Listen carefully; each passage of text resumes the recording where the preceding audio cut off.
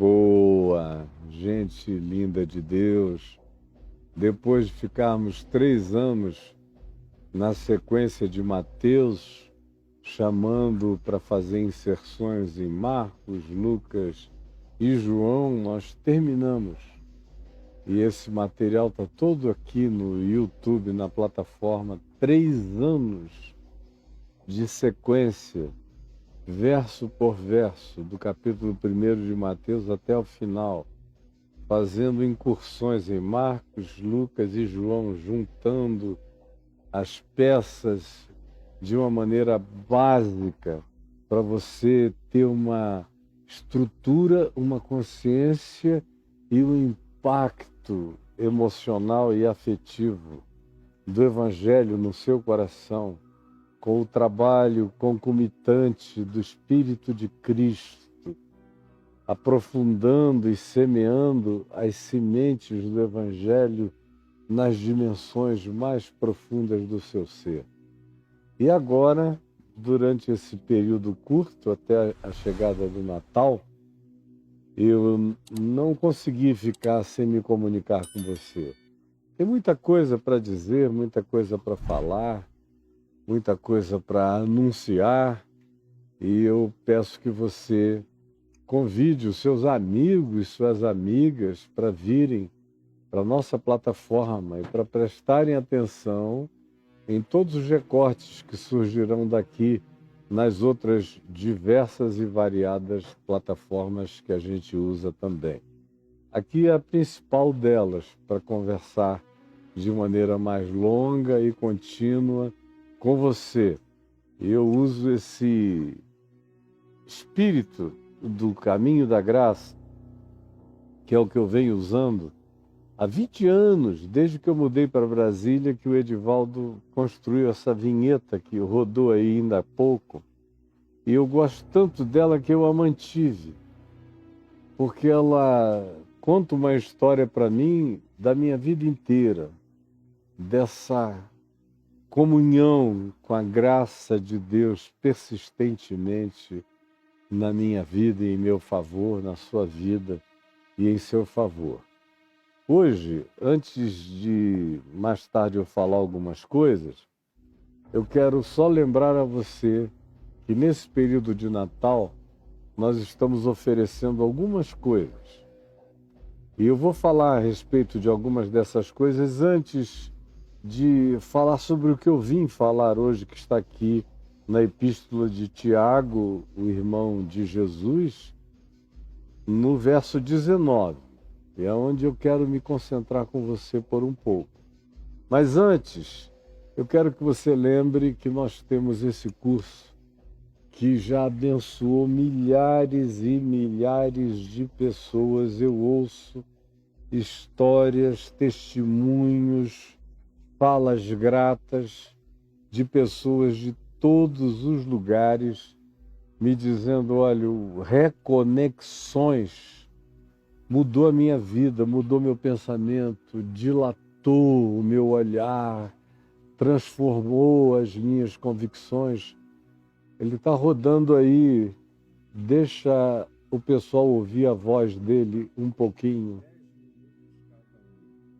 Eu vou viajando com você, pego você pela mão com todo amor e carinho e vou mostrando desde as narrativas do Gênesis, atravessando com consciência e lucidez toda a experiência humana em relação à fé, até chegarmos em Jesus, no Evangelho, e vermos como em Jesus a gente alcança um clímax.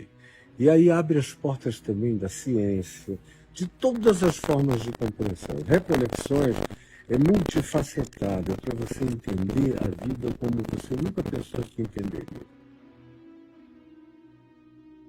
Você que já está acostumado, é só entrar aí em caiofai.com.br/cursos, clicar, que aparecem todos esses banners com reconexões sendo oferecidos. Jesus, a chave hermenêutica, o ativado, do dilúvio ao apocalipse, medo do quê? Atravessando os lutos, o tabu do suicídio, no divã de Deus e vários outros cursos, como também o poder dos salmos que a gente tem divulgado para você e dado a ele acesso para que você aprenda o poder dos salmos. Mas eu vou falar sobre isso outro dia. Hoje eu quero também lembrar você que tem amigos que moram em países de língua inglesa, em qualquer lugar da Terra, ou pessoas que não entendem português, mas entendem inglês, falam inglês, se comunicam em inglês. Nós lançamos o Stop and Think em todas as plataformas. Aqui no YouTube, no Instagram, no TikTok, elas vão sendo distribuídas. Face, aonde quer que você queira, vai encontrar. O Stop and Think, é o Pare e Pense, um programa que eu fiz durante anos e anos e anos e anos em rede nacional. Milhões de pessoas participaram todos os sábados, todos os domingos. Foi um programa que chegou a ter 4 horas. Num tempo ele tinha 5 horas de duração.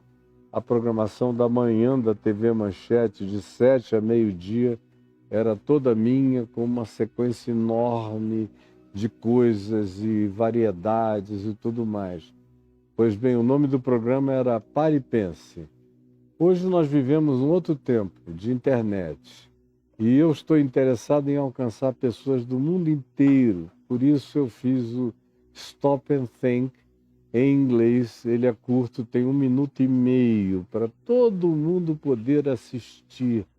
Seus amigos, dê só uma olhadinha. Ele vai aparecer aí no plano do Instagram e não deitadinho. Stop and think for a moment in an age when no one wants to stop and no one wants to think, but I'm going to say it anyway. I want you to think a little about the difference between religion and faith. Religion is a human construct that produces and projects a God who is made in the image and likeness of the doctrinarians, the philosophers, or the believers, or the weighted average of beliefs. That's when this caricatured God of religions emerges. Faith, however, does not offer you a face. It does not depend on doctrines, or creeds, or catechisms. Faith is... Boa! É isso aí, Stop and Think, para você divulgar para seus amigos e amigas no mundo inteiro. Faça isso, seja nosso cooperador, associado, colaborador, divulgador dessa palavra de vida que faz bem, que levanta a consciência, que planta o evangelho no coração da gente para uma vida que é infinitamente superior à mera existência que acontece sem sentido, sem alegria e sem prazer. E também eu quero que você preste atenção, depois eu vou falar de novo, no que nós estamos lançando prioritariamente nesses dias. E se você entrar aí, por exemplo, no meu Instagram, tem algumas expressões de recortes e anúncios desse novo conjunto documental chamado de Os Dominadores do Sagrado. Os Dominadores do Sagrado, os Dominadores do Sagrado. Que é a religião é que criou, construiu o sagrado. Deus nunca designou nada como sagrado, porque o sagrado pressupõe uma dicotomia, pressupõe uma dualidade, pressupõe uma irreconciliação entre áreas da criação de Deus. O que é material não é bom, o que é separado exclusivamente, litúrgica e ritualmente, para o serviço de culto a Deus, isso é completamente sublime e divino. É assim que a religião faz as coisas, é tudo em verdade. No Evangelho não existe isso. Não existe um pedaço de pedra sagrada no Evangelho. Tudo é santo. Comida é santa, a água é santa, as pessoas são santas, os diferentes são santos, os esquisitos são santos. Tudo que Deus criou é bom, santo e justo. Enfim, é a religião que cria essa divisão, essa esquizofrenia. Aí você vai ali e come um sanduíche no McDonald's. Você comeu uma comida secular. Aí você vai a uma igreja, lhe oferece uma hóstia, um pão, com um cálice de vinho, ou com qualquer que seja o modo ritualístico daquilo que resolveram chamar de Eucaristia. Aí aquilo não, aquilo é divino. O cheeseburger não. A galinha que você come em casa é só uma galinha que você come em casa. Mas se for um alimento que você tome durante um culto, isso é uma coisa extraordinária. Um mergulho que se faça dentro de um templo é um batismo. Agora, um banho que você tome com toda a gratidão e até com confissão, dizendo: Senhor, eu estou aqui simbolicamente deixando o meu corpo ser lavado, limpo e refrescado, porque eu tenho vivido coisas que têm me abafado, me feito mal, e eu quero, na tua presença, agradecer pelo refrigério dessa água boa e fresca e saudável, porque eu sei que tu estás me lavando pela tua palavra. Isso aí, só porque é no seu banheiro, na sua casa, aparentemente não tem significado grande para você que ficou com a cabecinha toda controlada pelos dominadores do sagrado. Então, nesse documentário de 9 episódios, eu vou para algumas cidades que já foram consideradas sagradas e coisas que foram consideradas sagradas, e você vai levar um susto de ver como o sagrado pula em cima do sagrado, como uma coisa começou de um jeito, vai criando camadas e camadas e camadas históricas, termina de um outro jeito, como cada geração é enganada por um sagrado da hora, e a maioria vive, inclusive nos nossos dias, com essa ansiedade de não ter cumprido, quem sabe, o sagrado determinado pelo grupo religioso, quando na realidade a gente está livre de tudo que seja sagrado. Não existe sagrado em Deus, nem em Jesus. Tudo é puro para os puros, tudo é santo para quem é santo. Todas as coisas são boas para quem tem um bom olhar.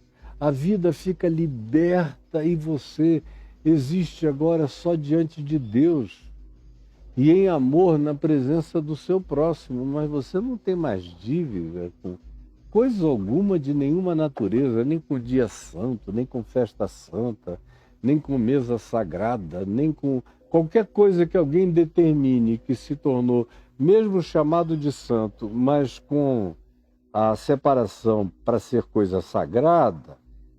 Mesmo que o nome dado seja santo, se a separação for equivalente ao sagrado, você já está com um fetiche na mão. Esse curso é um curso de libertação da consciência. E eu quero que você se aproveite dele, cresça nele e dê para os amigos. Nós estamos vivendo num tempo de tanto acabrunhamento mental. tanta doença, diminuição de pensamento, de raciocínio, de reflexão. Há uma idiotificação espiritual crescendo e tomando conta da alma das pessoas pela via do medo, do controle, ou da ambição e da ganância, com as promessas que dizem: se você cumprir essa sequência de sagrados, Deus não vai resistir e vai te abençoar. Quando na realidade Deus vai te abençoar, mas não por causa disso, mas por causa da sinceridade do seu coração. Então, procure aí. Veja os dominadores do sagrado. Os dominadores do sagrado. E eu que nunca leio nada, recebi um briefing tão bonitinho, tão bem feito. A série revela a distinção brutal entre o santo, aquilo que é de Deus, e o sagrado, aquilo que a religião inventa para dominar e controlar. Você vai ver os benefícios que isso vai trazer. Primeiro, uma desintoxicação religiosa, uma desintoxicação do sagrado. Segundo, uma visão da batalha real, que é compreender quem são os verdadeiros principados e potestades contra os quais a gente luta. Terceiro, é uma vacina contra esses manipuladores do sagrado na sua alma. O cristianismo é em si uma manipulação do sagrado, uma das maiores manifestações dessa invasão manipuladora, predatória e completamente enganosa. E, por último, você vai adquirir uma pacificação espiritual extraordinária para viver Deus na catedral da criação, com toda a liberdade. E aí você vai ver todas as coisas. Eu começo falando da diferença entre moral e ética, depois eu falo da invenção do cristianismo lá no hipódromo de Istambul, depois eu levo você ao rival de Jesus em Tiana e falo de Apolônio, assim chamado, mas era só um cara do bem que você vai conhecer. Lá em Goreme, na Capadócia, quando eu falei sobre o refúgio dos desigrejados daquele tempo, e na Basílica de São João, eu vou falar sobre a idiotice do sagrado. Aí em Éfeso, eu vou falar sobre o confronto econômico e espiritual do Evangelho numa dada situação ou condição social. E depois a gente chega em Laodiceia, rica, poderosa, e aí eu falo sobre a igreja miserável e o Jesus excluído, que está do lado de fora dela, tanto quanto quando a gente chega para falar em Colossos, dos principados e potestades agindo no contexto político, religioso, econômico em geral. Em Hierápolis, eu falo do evangelho do vem e vê. Vem e vê, vem e prova. Falo do martírio de Filipe, que aconteceu em Hierápolis, e pouca gente sabe que era um lugar fantástico e arqueologicamente até hoje ainda é lindo de ver. Você não pode perder os dominadores do sagrado. Eu fiz pensando em você. Pois é, isso tudo você só tem que escrever aí caiofábio.com.br/cursos. caiofábio.com.br/cursos e dizer eu quero o meu e divulgar. É Natal, você pegue como um presente que você vai dar a si mesmo, à sua família e também aos amigos. Pense em que presente melhor do que esse você pode dar a um amigo. É algo que vai ficar com ele para o resto da vida. Aprenda a dar bons presentes, presentes que durem para sempre e que se projetem para a eternidade no seu coração. Mais tarde eu falo outras coisas. O meu desejo hoje, ao encontrar com você aqui, foi fazer com que até o Natal, todos os dias eu deixe alguma coisa para você pensar e compartilhar com os outros. Hoje estamos aqui na Epístola de Tiago, no capítulo 1, no verso 19, que diz assim: sabeis estas coisas. Tiago, apóstolo, irmão de Jesus, ele não está fazendo uma pergunta, ele está fazendo uma afirmação plural, e é uma certeza inequívoca da parte dele, quando ele diz: sabeis. Não é perguntando: sabeis essas coisas? Não, é sabeis. Eu sei que vocês sabem. Mas o problema na vida nunca é saber. O problema sempre é praticar. Em qualquer área. Mesmo que você, por exemplo, pense em matemática, não adianta você saber se diante de um teste, de uma prova, você não sabe praticar a matemática. Ou se você sabe cálculo, mas na hora de aplicar, você não sabe fazer a aplicação. É como não saber.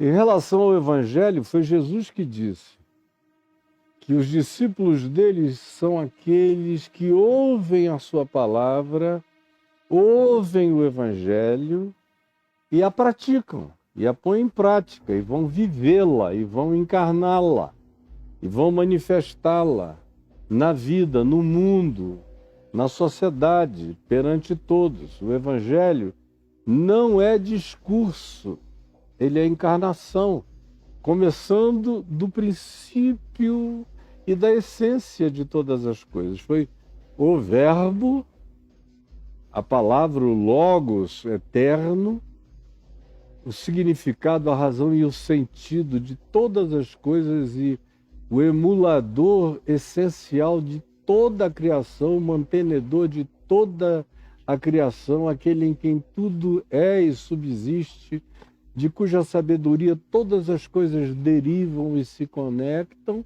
Esse é o Verbo, que não é compreendido num livro. Não é lendo um livro que eu abraço a palavra de Deus. Eu abraço a palavra de Deus quando eu abraço Deus. A palavra de Deus não se divorcia de Deus. A palavra de Deus é a própria essência de Deus. É o Espírito de Deus.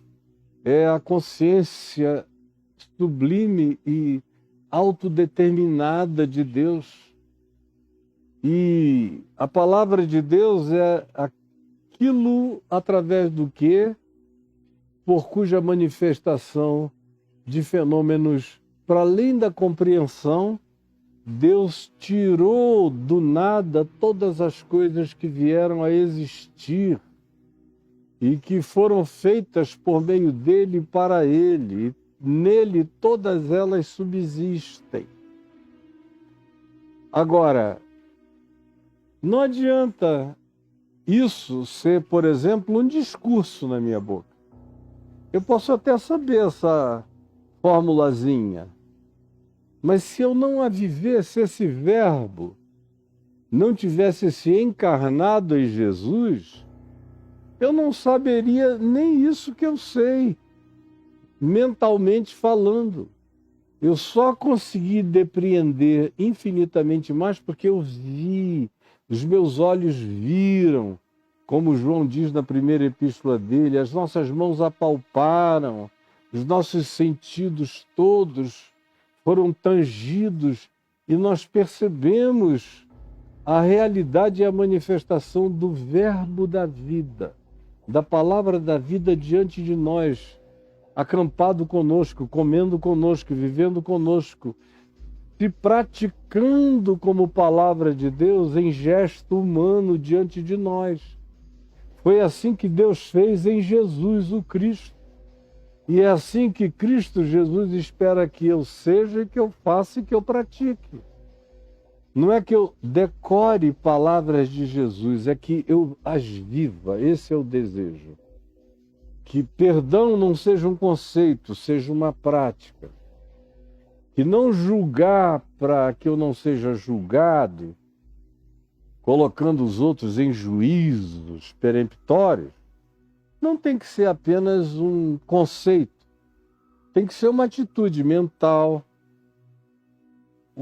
uma atitude interpretativa, tem que ser um comportamento, tem que se transformar numa educação de pensamento, tem que se transformar num modo de tratamento, tem que virar gesto, tem que se transformar em natureza. À medida em que eu pratico e pratico e pratico, isso vai se transformando num modo de ser, na minha própria natureza, que vai sendo engolida, a velha natureza do homem caído, do homem animal, mamífero, predador e predatório, vai sendo comido e absorvido pela manifestação do divino que vai crescendo em mim à medida em que eu vou dando lugar à prática da palavra. Você quer ficar parecido com Jesus? Pratique o Evangelho. Então, Tiago está dizendo, sabeis essas coisas. Vocês sabem, não tem ninguém na dúvida a esse respeito. Vocês podem não gostar, não querer, ou como muita gente me diz, Caio, o evangelho que você prega é lindo, é maravilhoso, mas é impraticável. E eu digo, eu não sei por quem que é impraticável. Diga que você nunca teve disposição de praticar o que você sabe. Mas não venha nem com o argumento de que você não sabe. Todos vocês sabem o que Jesus pede da vida. Vocês só não gostam, só não querem. E Tiago não abre aqui nem o espaço para alguém dizer, me explica melhor. Ele diz, não, todos vós sabeis estas coisas, meus amados, meus irmãos. Minha gente, que diz que é de Deus, eu sei que vocês sabem. E olha só, dentre tudo que vocês sabem, eu vou deixar aqui uma realidade simples para vocês começarem a praticá-la e vocês vão ver como a vida vai mudar por inteiro. Olha só o que ele diz. Sabeis essas coisas, meus irmãos e irmãs queridos. Que coisas que a gente sabe? Que todo homem, toda mulher, todo ser humano, especialmente esses que se dizem amados de Deus, irmãos uns dos outros, que são gente da fé, do discipulado de Cristo, que diz que ama Jesus, que quer viver conforme Ele ensinou e chamou a gente a viver. Todo esse discursinho bonitinho que a maioria faz e não entrega. Sabeis essas coisas. Que coisas? Primeira, todo homem, pois, considerando que nós recebemos tanto dom de Deus, tanta dádiva divina, considerando que Ele nos gerou pela palavra da verdade, para que fôssemos como que primícias das suas criaturas, considerando que recebemos o Espírito Santo, a palavra do Evangelho, a infusão da graça divina renovadamente no nosso ser. Esse pois que aqui aparece é uma evocação do que está no verso 18. Todo homem, pois, por causa disso, por ter sido gerado pela palavra da verdade, para que se torne expressão primeira da nova humanidade, por causa desse chamado e dessa vocação, e vocês sabem que esse é o chamado e a vocação, peremptoriamente eu garanto que vocês sabem, portanto, todos, sem exclusão, estejam prontos. Primeiro, olha que coisa difícil. Primeiro, para ouvir. Ouvir.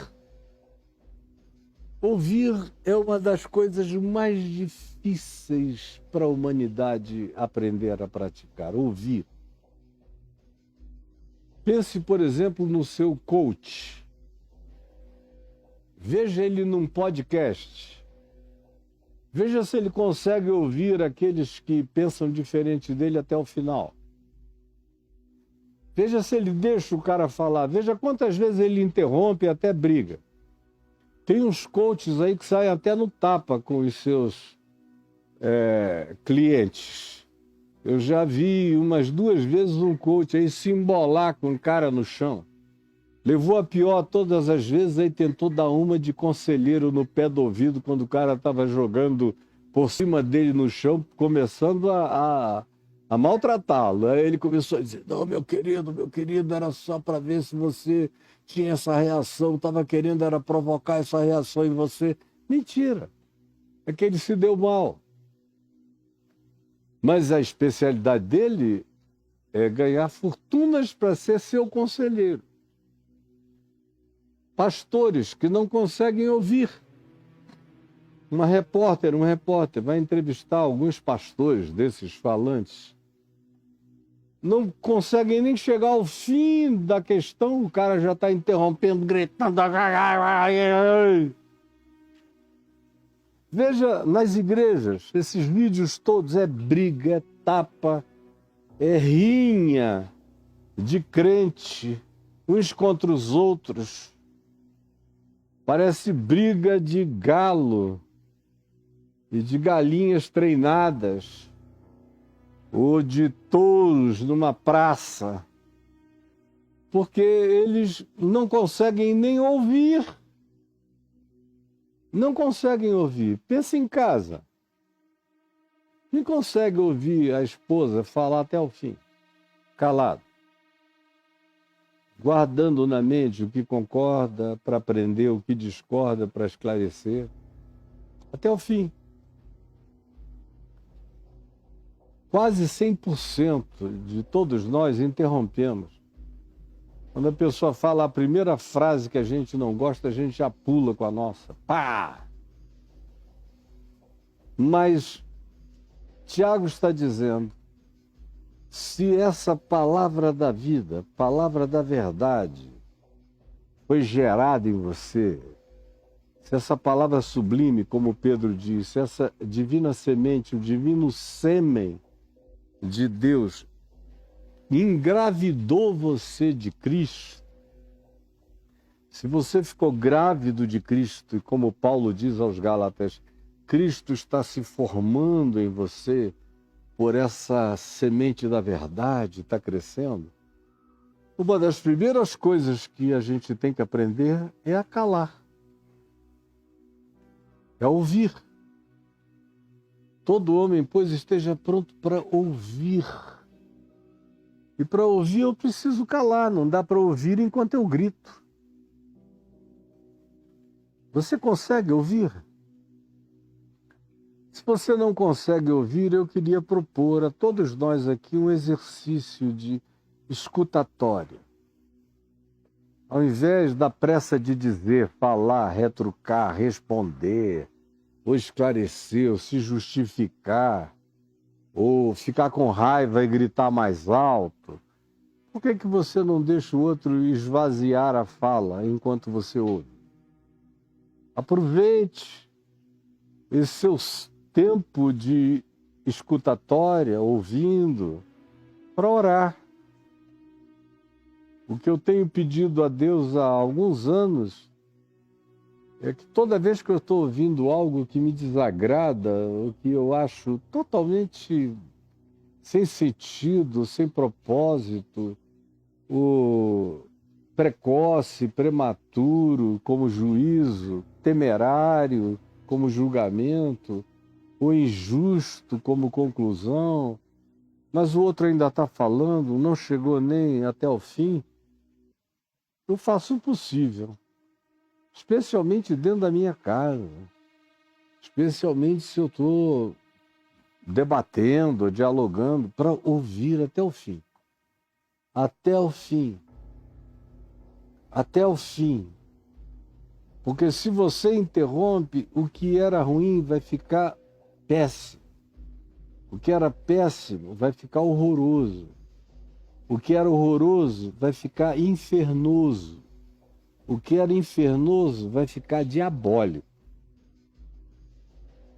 Porque a tendência, quando a gente interrompe e entra, é criar uma exacerbação sem tamanho. Mas quando a gente é capaz de parar e de, mesmo sabendo que está quase tudo errado, ou que há muito a esclarecer, ou que o espírito não é bom, mas você fica quieto e você ora e não precisa se ajoelhar para orar, pode ficar olhando. Não olhe com um olhar fulminante, olhe com um olhar manso, calmo, pacífico e com a mente. Ore, pedindo sabedoria a você e pedindo sabedoria a Deus pela pessoa que está falando, para que ela também consiga se escutar. É a única chance que ela tem de se ouvir é se você não interromper.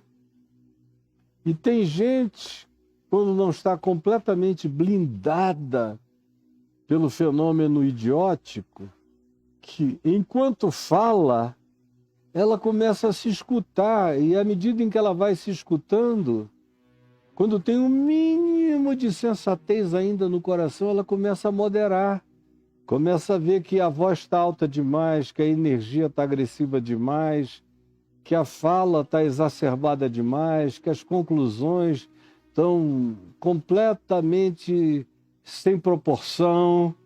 A pessoa começa, e ela mesma começa a se corrigir.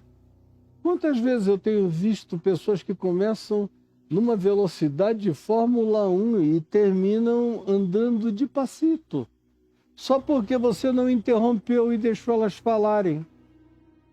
Isso traz um potencial de diminuição de guerra familiar, conjugal, relacional, fraterna, profissional, extraordinária. Parar, olhar. Uma coisa que às vezes eu faço é quando eu vejo que a pessoa está muito exacerbada, eu não fico olhando com carinho, me levanto, boto assim a mão na cabecinha e digo, oh, querida, querido, não fica assim não, tá? Pode falar o que você quiser, mas não precisa ficar assim. E na maioria das vezes eu vejo pessoas parando na hora, eu vejo alguns até começando a marejar os olhos de lágrimas, eu vejo alguns até me abraçando. A mansidão tem um poder de dominar a terra, foi o que Jesus disse. Os mansos dominarão a terra, dominarão as guerras, dominarão as brigas, dominarão os ódios. A mansidão tem um poder de dominação do bem. E a mansidão começa com a capacidade de ouvir e de admitir as expressões do contraditório. Existe grande poder na capacidade de escutar. Tiago prossegue e diz, vocês sabem que todo ser humano deveria, antes de tudo, aprender a ouvir. A primeira lição da vida é aprender a ouvir. No monastério do Evangelho, a primeira lição é a escutatória. É a gente parar, ouvir, refletir, pensar, se colocar no lugar do outro, enxergar de lá para cá, ver sobre vários ângulos e prismas, não esquecer de quem a pessoa é, quem foi o pai dela, quem foi a mãe dela, como ela foi educada, de onde ela vem. Só esse olhar com essas perguntas e com essa atitude de generosidade compassiva e misericordiosa no entendimento, já fica infinitamente mais fácil ouvir. E tem um outro detalhe, enquanto o outro fala e você ouve bem, você se comunica o tempo todo, você está vibrando a vibração na frequência da paz, na frequência da mansidão, na frequência do amor, do desejo de compreensão, de entendimento, de misericórdia. Isso é um grito no silêncio, que entra, que penetra, que tem mais poder do que se você tocasse uma trombeta no ouvido do outro. Essa atitude é poderosa, essa do ouvir. E que é dificílima de praticar. Uma das coisas mais difíceis. Mas você pode hoje tomar isso como meta. Ou tem gente aqui dizendo, não, Caio, assim não, né? É porque você não sabe quem é minha mulher, quem é meu marido, quem são os meus filhos, quem são os meus pais. Não interessa quem seja. Pode ser o diabo. Eu não tenho nada para conversar com o diabo, eu vou ficar calado. Vou sair. No máximo eu digo, está escrito. Vai dormir com esse barulho e vou embora. No fim de tudo, mas eu não tenho interrupções a fazer. Não tenho que ter, e quando eu tenho é contra mim. Quando eu não deixo alguém falar e quero antes saltar para explicar, para vencer o diálogo, para patentear minha razão, por mais certo que eu esteja, eu perco. Porque não basta estar certo, eu tenho que também trabalhar com o modus operandi certo, com modus vivendi certo, com a maneira de tratamento correta, senão os fins não justificam os meios. Eu posso estar com finalidades certas, mas se a mediação for hostil, a minha razão está perdida. Por isso, não perca a razão, ouça. E aí vem uma segunda coisa que Tiago diz, que todo mundo tinha que saber. E que ele sabe que pelo menos aqueles que o estavam lendo sabiam. Ele diz, não apenas esteja pronto para ouvir, mas seja tardio para falar. Não tenha pressa para falar. Nesse tempo de internet, meu Deus, os caras... Você faz um post ali que tem 10 segundos de um vídeo e depois um comentário usando o vídeo como ilustração. O vídeo é IA. Na descrição do vídeo você já diz, o vídeo é IA, mas é uma ótima ilustração do que eu quero dizer. Mas eles leem a descrição do vídeo? Não. Eles ouvem o que você vai falar 10 segundos depois? Não. O cara vai, olha, aí já escreve assim, é IA, é IA, é IA, aquele monte de gente, é IA. E você começa o seu vídeo falando, dizendo, gente, isso aqui é IA, entendeu? Mas para mim é ilustração. Por que que a gente tem tanto trabalho com essa geração? Porque é um pessoal que não está pronto para ouvir e é gente que pula como um potro selvagem. Eles nem ouviram nada ainda, eles nem querem ouvir, eles só querem falar, falar, falar, falar. E quanto mais falam, mais tolice expressam, mais confissões de idiotice eles trazem. E a maioria das vezes essas coisas todas, do princípio ao fim, não passam de 3 minutos. Alguém te segue, mas não tem 3 minutos para dedicar ao que você está dizendo, é melhor não te seguir. Porque eles não estão prontos para te ouvir, eles só estão prontos para gritar, falar e embesteirarem tudo aquilo que você trouxe como palavra de graça e de sabedoria. No casamento é a mesma coisa, com os filhos é a mesma coisa, na mesa é a mesma coisa, os natais estão se aproximando. E não é em todo Natal em que cada um tem sua vez, tem sua voz, tem sua fala, tem seu riso, tem seu momento, tem sua expressão, tem a sua devida provocação fraterna para dizer alguma coisa boa. Não, na maioria das vezes vão enchendo a cara e vão ficando naquela gritaria, naquela confusão que no fim da noite ou da celebração já tem um monte de gente brigando umas com as outras. É uma verdadeira loucura. Porque as pessoas não sabem ser tardias no falar. Elas querem ser antecipadas. Nem sabem o que é ainda, já estão falando, falando, falando. E esse é um problema meu, seu e do mundo, de todos nós. São pouquíssimos os que aprenderam essa lição e a praticam. De ser tardio para falar, não tenha pressa no se expressar. Quando eu era jovem, eu era muito pronto para falar.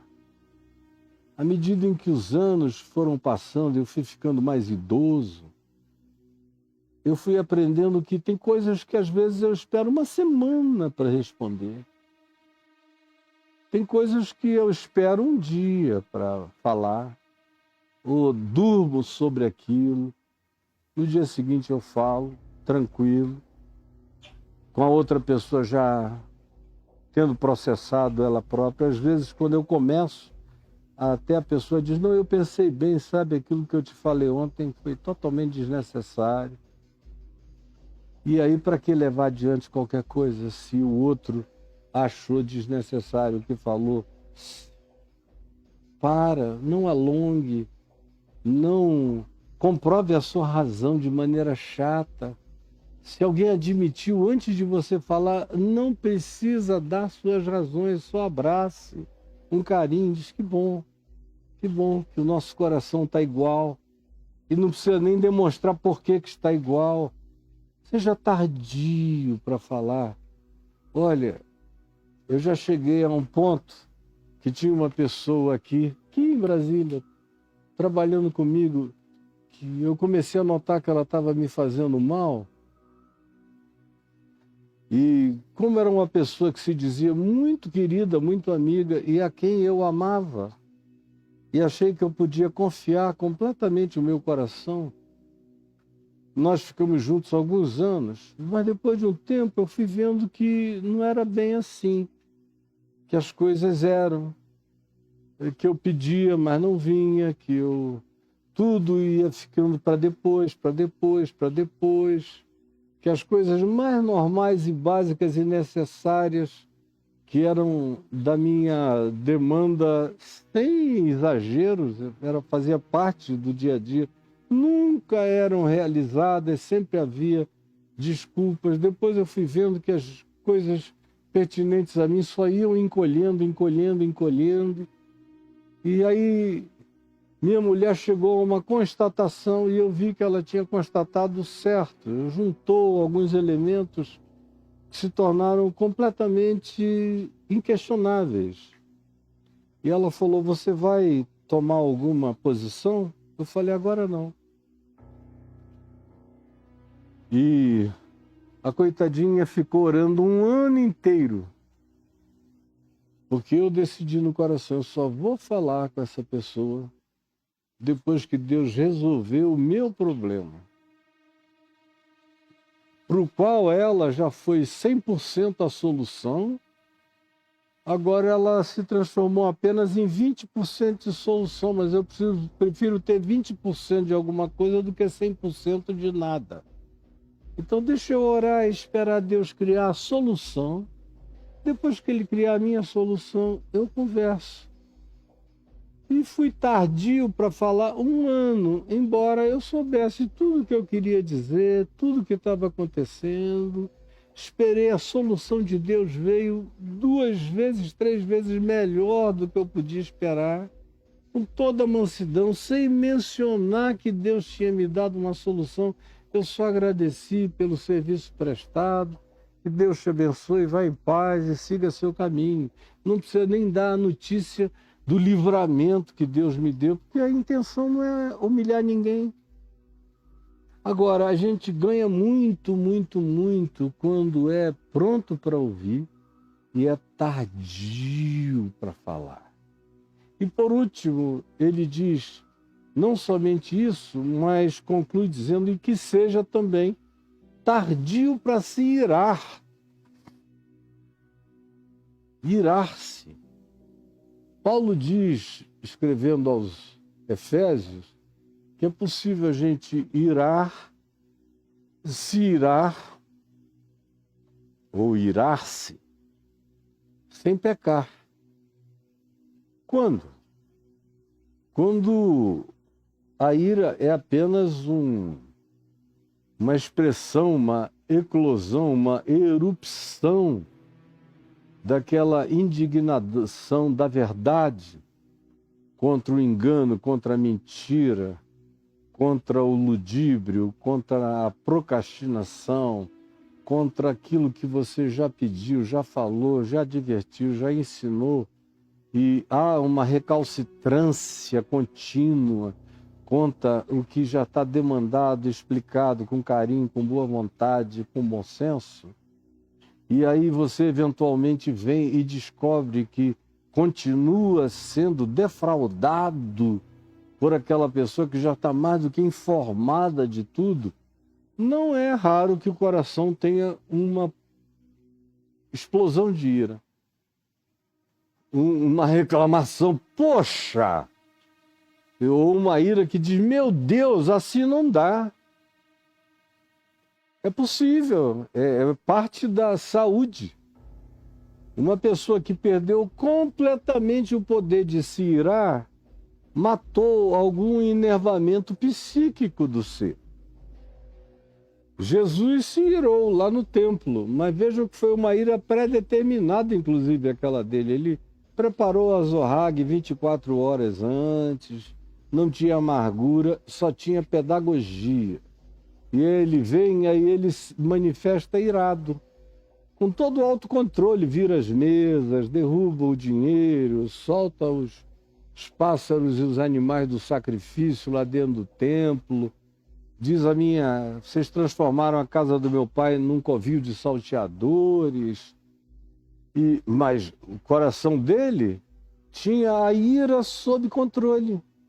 Porque a ira pode existir sob controle, ela pode ser uma expressão saudável da comunicação da nossa alma, botando um basta para quem precisa de um basta. Mas ela não pode se prolongar. Paulo prossegue em Efésios, no capítulo 4, dizendo, irai-vos e não pequeis. Como? Não se ponha o sol sobre a vossa ira. Não passem o dia com essa ira, não vão dormir com essa ira. Não levem isso para o travesseiro, não durmam sobre essa ira, porque ela vai se introjetar, ela vai encontrar o caminho do inconsciente, ela vai fazer morada nos recônditos mais íntimos da sua alma, da sua mente, do seu espírito. Ela vai se alojar em você, ela vai ganhar direitos de uso capião da sua vida. Ela vai dizer, é daqui que eu vou me manifestar, aqui é que eu estou e daqui ninguém me tira. E aí você começa a se tornar um ser irascível, iracundo, intratável, acostumado e viciado nisso, porque a ira produz uma emulação e uma liberação enorme de hormônios variados, adrenalina teu corpo todo, larga um monte de cortisol no teu organismo, vai te fazendo mal ao coração, aos órgãos de choque todos, vão corrompendo as suas sinapses mentais, vão tirando toda a sua capacidade de exercício, de controle cerebral, mental, espiritual, todas as dimensões de censura, de significado e valor vão sendo achatados pela prática consentida da ira que vai se tornando crônica e contínua na vida da gente. Portanto, nem comece. Seja tardio para se irar. Atrase a ira o possível. Se você atrasá-la, frequentemente ela passa. A ira ama momento. A ira ama o instante. A ira se vincula ao ato. E ela demanda de você bate-pronto. Ela quer que você a transforme num reflexo. Ela quer que para você isso seja algo que funcione de maneira sempre involuntária. E depois de começar, os engastes todos se encaixem e as catracas venham a se embutir e a engrenagem rode sem que você consiga mais parar e nem frear. E é isso que vai acontecendo cada vez mais e você só consegue piorar. Por isso o conselho é: seja tardio para se irar. Não tenha pressa, não seja pronto, não dê ao instante a chance do salto, do grito, do pulo, da raiva, porque isso vai crescer em você, isso vai destruir você, isso vai comer você por dentro, isso vai alterar a sua existência, você vai deixar de ser qualquer pessoa boa que um dia você possa ter sido ou poderia se tornar.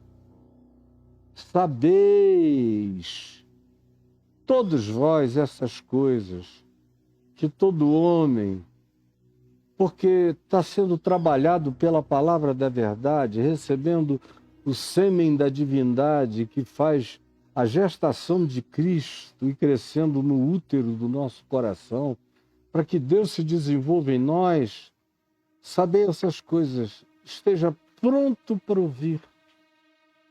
Parece uma besteira, mas Deus cresce nessas coisas pequenas na gente. Autocontrole em relação ao que eu ouço. Filtro tudo. Coloco tudo debaixo do mandamento da minha escutatória sensata, sábia e prudente.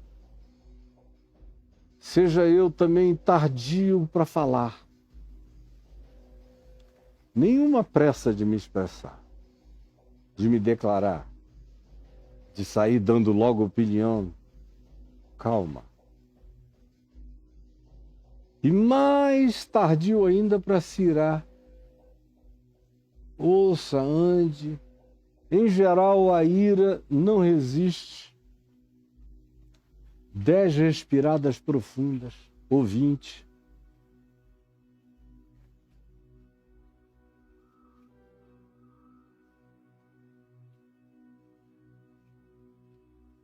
Essa oxigenação cerebral, a ira gosta de se manifestar no instante, porque ela se manifesta quando você não está respirando.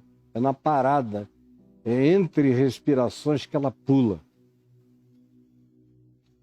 Mas se você aprender o poder da respiração e como ela se vincula à disciplina da sua mente e de todas as demais disciplinas do seu ser, se para você está difícil fazer isso tudo na presença de quem está tão agressivo, espere. Depois peça licença educadamente. Dê uma volta num ambiente qualquer. Saia do apartamento, dê uma volta, vá ao jardim se é uma casa, no quintal, no quarteirão. Ande até algum lugar onde você fique só. Respire, não fique buscando respostas prontas para voltar e esmagar o outro. Senão, Cristo não crescerá na gente jamais. Não vai passar jamais de um feto em você, que pode ser até abortado pelo seu ódio. Senhor Jesus, eu peço que essa palavra de sabedoria tão singela, tão simples, encontre um lugar de verdade e de gestação transformadora no nosso coração. É o que eu te peço, em nome de Jesus. Amém e amém. Aleluia. Olha só, gente linda, amanhã eu vou continuar com você aqui mesmo, em Tiago, e hoje eu quero apenas que você lembre do seguinte: nós estamos chegando ao Natal e eu não faço nada sozinho. Eu estou aqui, mas tem gente trabalhando.